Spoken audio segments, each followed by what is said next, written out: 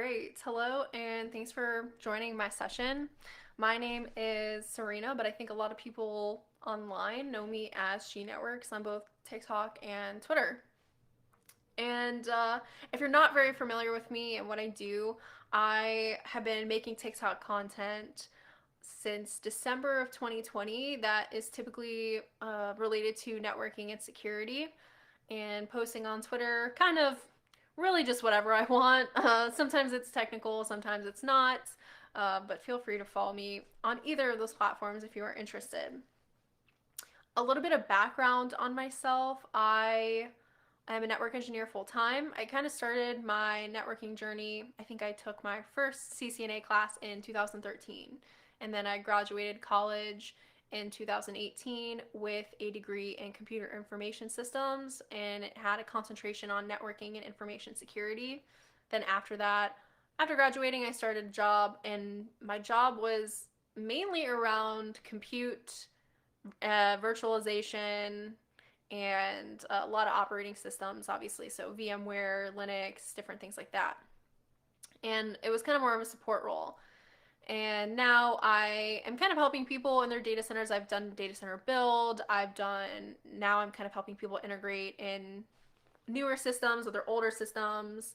And that's typically what I do.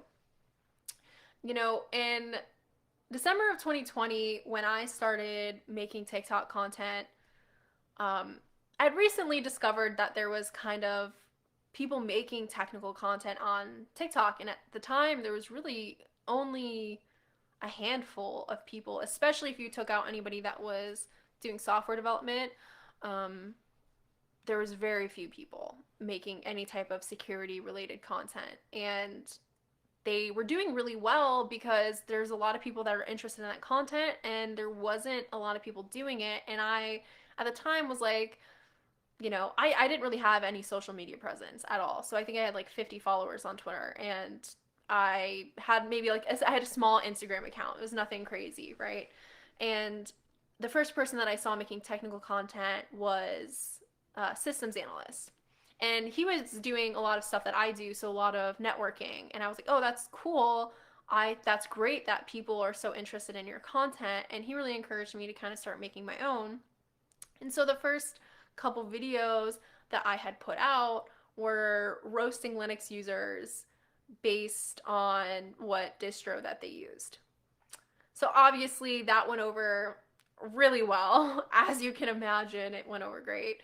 But it did get a lot of traction, and I think at that time was really encouraging to me to continue to make content. And at the time, I really didn't know what I wanted to do with it. I didn't know really what people would be interested in. So a lot of my videos were kind of jokes or TikTok trends. And, you know, I started to get like just people asking real questions on being a network engineer or how you get into it. And, you know, I started making content that was more educational and a little bit more useful than my funny trends that I was doing at the time. And that really, started to gain even more traction from there. So I started making more educational content around networking, and then started adding kind of some security in there as well. And I relied a lot of times on like what people's questions were, and then I would just kind of answer them right there. And I started to gain even more traction. And the majority of TikTok users are, they're early, yeah, they're younger, in 20s and below. I think 33% of all TikTok users are 19 years old or younger. And so a lot of people in that time in their life are really just trying to figure out what they want to do. They might be interested in it, the career in security, but they don't really know how to do that, and they're trying to figure it out. And part of my content is me trying to put myself in their shoes because I really wasn't there that long ago. And if you haven't had to find a security job recently as an entry level, it's changed a lot within the last like 10, 15 years, and it's become a lot harder to achieve that career than it was back then. So, I think providing kind of these resources on TikTok it's been great, and it's a great way to put out more information and give it to people who might not have been even looking for it. And that's kind of what's the really redeeming part about using TikTok and what makes it different than other platforms. See, you know, one, you have a lot of young adults who are trying to figure out their career. And then two, you have an algorithm on TikTok where if you show kind of a slight interest in technology, you'll start getting a lot more videos on your For You page about technology because of their algorithm. And then from there, you can start following people who you want to see more content from. And this is great even for people who maybe aren't even looking for a full career in technology. They might just want to know how to better their security. Like they want to know about multi-factor authentication, or, you know, there's obviously some really popular videos from other creators too about, how to protect themselves from like carding or different things like that. And they might not even be fully interested in. And it's been cool because I've seen people that follow me who are pilots, who are maintenance people, who are truckers, and they have this interest, but it's not what they're doing full time, and it might not even be what they want to do full time. But even just having your own, security awareness is fantastic. That I am able to kind of reach these people who may not have traditionally found my content or other kind of related content because they weren't necessarily like searching it out, but TikTok has now provided it to them based on the algorithm, which is cool. And the other thing is with, short form content, that is a challenge. I mean, I don't think anybody was challenged before to explain DHCP in under 60 seconds. And so that I like that about TikTok because you kind of start to lose people's attention, I would say, especially on TikTok, really quickly. So you have to start off with a good hook that's going to get people's attention and wanting to watch more video. And then you have about until like 20 to 30 seconds to like really hook them in if you're going to expect them to make it to the minute mark. So that has been interesting, and that's been a challenge, just providing this information in under 60 seconds. And I think people don't feel like their time is being wasted, or you're really drawing out a concept that can be much more simple and simplified in a way that really anybody can understand it, even without having too much of an in-depth technical background. So this is why I really like TikTok. And I know there is controversy around TikTok, especially as a security professional. What is like the danger of TikTok? Is it really kind of the spyware that I think some people have tried to make it out to be? Personally, I say no. And I ended up doing a 20-page research paper about TikTok that had about 40 different sources. And at the end of it, I truly concluded that it's not any more dangerous or any more spyware like than any other platform that you're using for social media, whether it be Twitter or Facebook, Instagram, WhatsApp. They all kind of have the same policies. And ultimately, I think that a lot of the hype around TikTok being a security issue was politically motivated. However, I will let you kind of do your own research and decide on your own, if it's something that you are interested in using or not. I mean, there's a lot of ways out to put your content out there and to share what you do and what you love to do with people outside of TikTok. With that also being said, TikTok is still in kind of its early days of, I guess, existence in general, and content moderation, especially around security content, can be especially tricky. I know that YouTube had this problem early on as well, and I think it's kind of adapted and changed since then.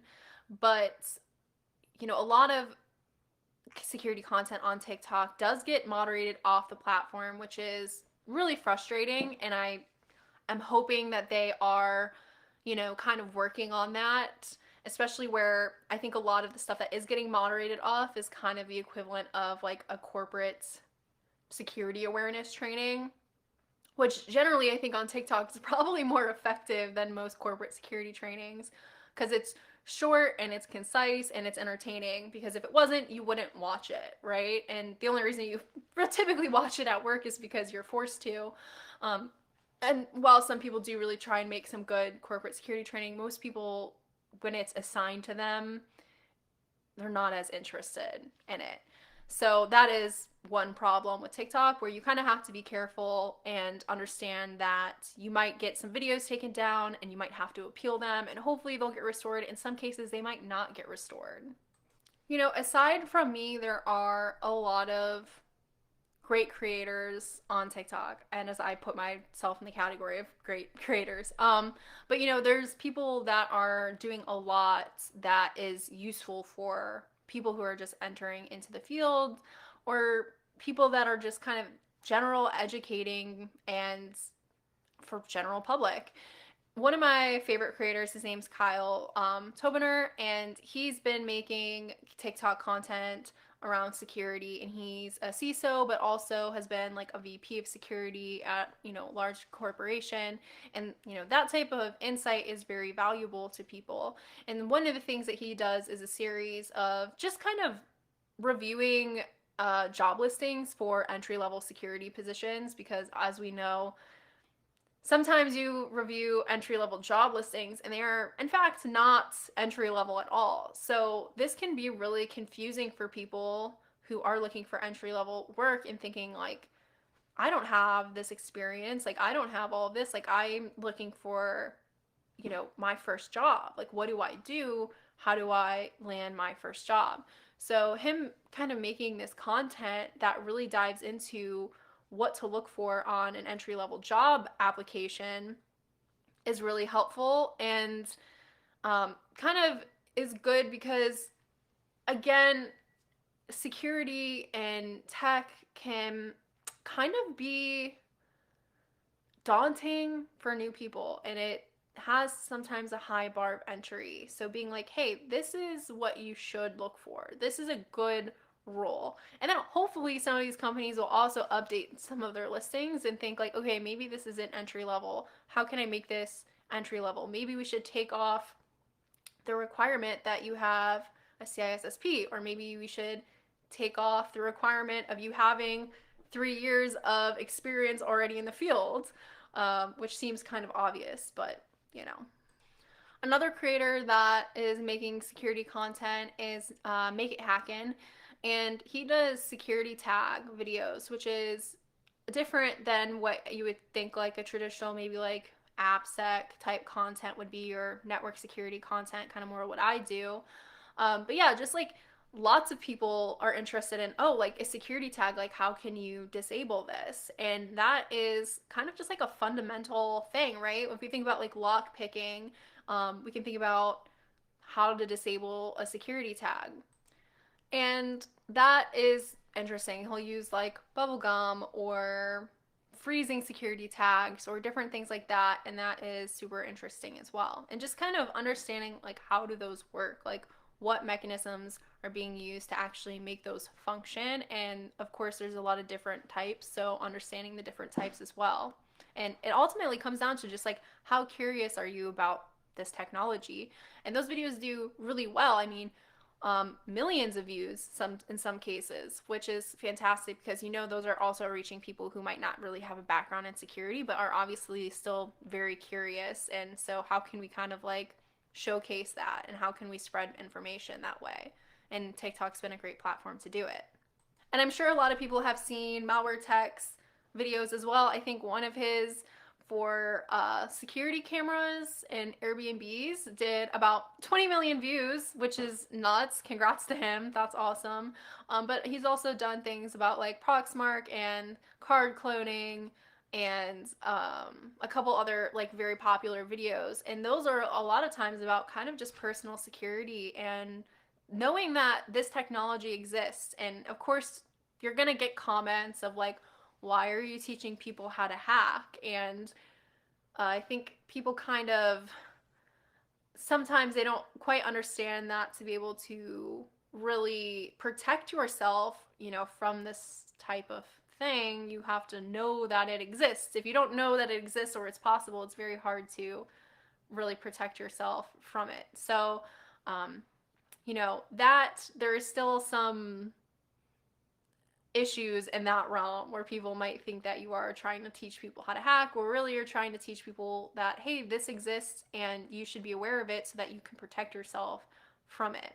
So don't be surprised. You probably already aren't surprised, but if you do get those types of comments, they definitely happen. And I think that's another reason why some of this um, security or hacking content kind of gets taken down from TikTok, is because of that same thought process is, oh, you're teaching people how to do this. But a lot of times there is hours of setup before you even make a 60-second video that's not shown. And sometimes you're going to need some fundamental understanding of how to use a lot of this equipment, how you're going to get the scripts, or if you get the scripts, if you write your own scripts, or, the different options that there is. Now, obviously, the theme of this whole thing ultimately is content creation and how it's useful for not only just showing off your knowledge and what you're doing, but also helping new people. So, a lot of times I have recommended to people, especially when you do like try and hack me, there's people that do their own write ups. So, that's definitely so useful when people do their own write ups. And occasionally, like when I've gone through them, I'm like, I have to use maybe a couple write-ups, some information might be missing. So it's always helpful that there's been more than one. But also, like, if you think that you can do a good job of writing this up, like, do it. I encourage you to do it, because maybe your way of writing up this information will resonate better with somebody else, right? Um, Blogs are another great way. Another way is YouTube. So I've been watching a lot of John Hammond's videos, of him even going through Try and Hack Me, or just doing some malware analysis, because that's an area that I don't have a lot of experience on, but I think is good, that I'm just curious about and want to learn more about. So watching somebody else who is knowledgeable in this area and has been doing this for a long time is extremely helpful for people who are just coming into the field. And sometimes, like, I'll watch someone's video walkthrough of Try and Hack Me or Hack the Box, and then I'll go try it myself, and that has been really good, just because sometimes, like, maybe you don't have the energy to actually go through and do it yourself and get everything set up, but you still want to learn and see maybe somebody else's logic. So putting out your own content, even if it's not on TikTok, even if it's not on YouTube, is super helpful. And people have made, even really great Twitter content of just like, hey, these are Linux commands that you should know. And I've like saved some of those. Even if I'm like, I know most of these commands, it's like cool to refer back to that later. And maybe you might learn something that you didn't know before out of all of the things that they had posted, right?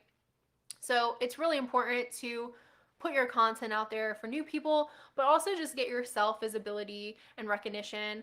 The other thing that I have recommended, especially on HackerOne, for people who are interested in bug bounties and security, and something that I've done, is gone through other people's like disclosed reports, because like that way of just seeing the logic and getting ideas of like how maybe that method could be implemented on maybe a different website, or just another way to look at a problem or way to look at bug bounty, especially for a lot of people who are new to it. Like, I'm new at a lot of the AppSec stuff. I do a lot of networking security, but the actual application security stuff is new, and other people's reports, especially when they are well put together and well detailed, is a great learning tool. There's so many options that people kind of don't think about that are completely free. Like, you don't have to pay tons of money to a training resource when there is all this other free content out there.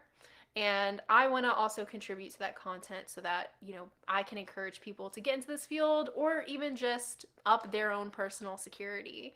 And I hope that through this talk, I am encouraging other people and you to, share your knowledge as well. And if you're interested in it, it's frightening to put yourself out there like that, right? And it is scary because, you always think like somebody who is going to know more about this is going to come around and tell me I'm wrong, or that there's a different way. And yeah, that's probably going to happen. It happens to me, and it sucks sometimes, but also like there's a lot of ways to do things. There's not always one specifically right way. I know I did a video on Hydra, and that got a lot of like, oh, this is never gonna work because of obviously you have attempt lockout and things like that. And while it's true, you know, it's still something to learn and test and try and hack me and just learn about these tools. And nobody starts off in this field an expert. And people really need to kind of give themselves a little bit more grace and be like, hey, I'm not an expert. I'm just learning this thing, but I want to share it with other people. And if you are an expert, fantastic. Like, put your information out there. I encourage you to share it. And, you know, people are looking for it, people are interested. And put yourself in the shoes of individuals who are just starting out because it can be really tough. But yeah, hopefully you were able to, you know, get something out of this talk. And I encourage you to, you know, reach out to me, find me on Twitter, find me on Instagram or TikTok, and hopefully I can support you through your content creation journey as well. I've met so many fantastic people through this, and that's and built a community that I'm so grateful and thankful for. But anyway, thank you guys. I hope you enjoy the next talk and the rest of this con. Thank you for to HackerOne and Ben for putting on this con, and good luck with everything in your bug bounty and security journey. Thanks, guys. Bye.